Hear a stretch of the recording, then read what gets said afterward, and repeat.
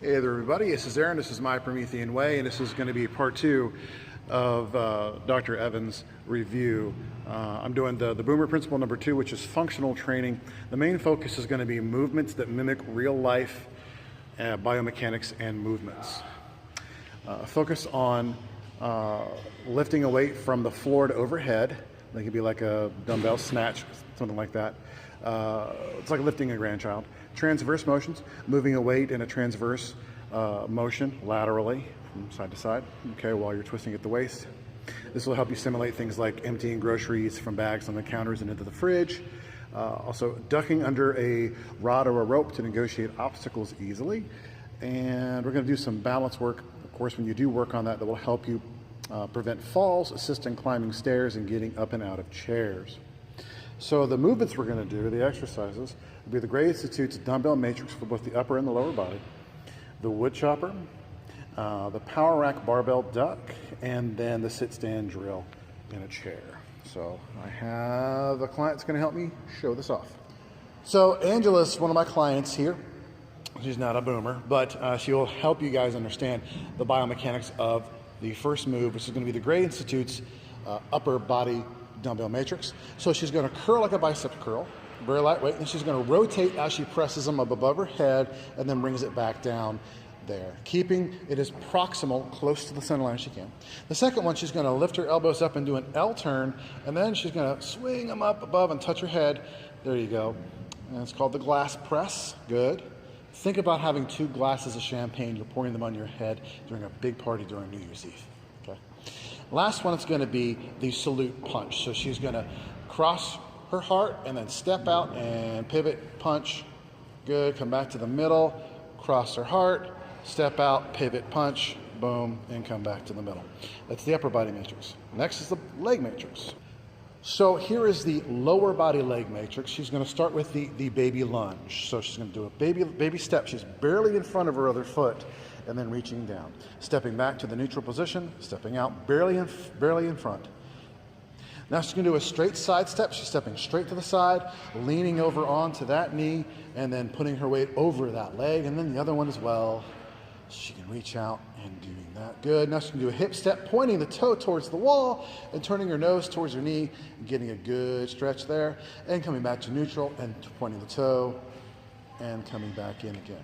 That is the Gray Institute's dumbbell matrix. It's great for everybody. So if you powerlifters think that you got it, try it with heavier dumbbells. I will make you cry.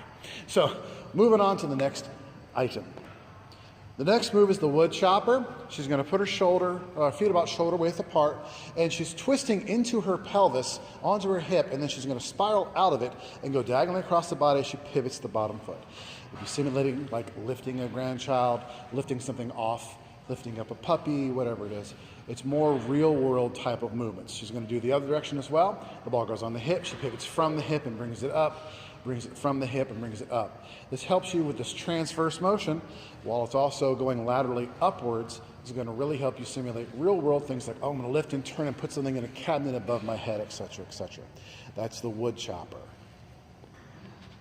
The next move is going to be the power rack barbell duck. It's going to simulate negotiating obstacles in the real world, ducking underneath a counter, ducking underneath something like a rope if you guys are at a festival and you need to get by. If you're out the Carolina Fair, you want to cut line, because you're waiting for the rest of the family, you get to go park the car. So what she's going to do, she's got one leg really far under the bar, and then she's going to squat down and underneath and come up. Squat down underneath and then come up. Squat down underneath, come up. Squat down underneath, come up, and one more time. Very easy to do and to negotiate. Ask a coach or ask someone in the gym to help you set this up. Excellent. And we got one more move we're going to do. Very easy. Last move is just going to be the sit-stand drill in the chair. Most people honestly kind of fall into a chair and they don't really realize they should be sitting down. So what she's going to do, she's going to activate by pressing through her heels, keeping her heels down, and then through the pelvis and then standing up. So she's trying to keep her head from falling too far forward, and she's trying to feel for the chair. If you drill this, it's going to help your quads and your glutes become stronger. Remember, we're not worrying about hypertrophy too much. We don't want you guys to get all swole. What we're trying to do is improve your function and reduce your chances of falling. Good. Now for specific drills from the floor, ask me particularly. I can show you guys some, but we're gonna work a lot with the Bosu to help you guys avoid getting there in the first place. And good. All right, a bonus move for you guys to help you get off the ground. Let's say you're kneeling down, you're getting something under the cabinet, and damn it, you get tight and you can't get back up, and you think, oh, I'm too weak, I can't do this. What you can do is put your hand on the counter or hand on the wall. You want to wedge the lower leg between the wall and your outer leg. So what you're going to be doing is you're going to be pressing with the heel of her forward leg. This is her right leg in this instance, and on her hand on the wall. She's going to press up and stand and bring her feet together. Now to lower herself down, which is a very common request, she's going to reverse the process by putting her hand on the wall and then slowly swinging herself back. Stand up, together, hand on the wall, swing back down. And that's a safe way for you all to get up and down while you're especially home alone. It's one of the #1 risk factors for everybody that is home alone and they are 50 plus.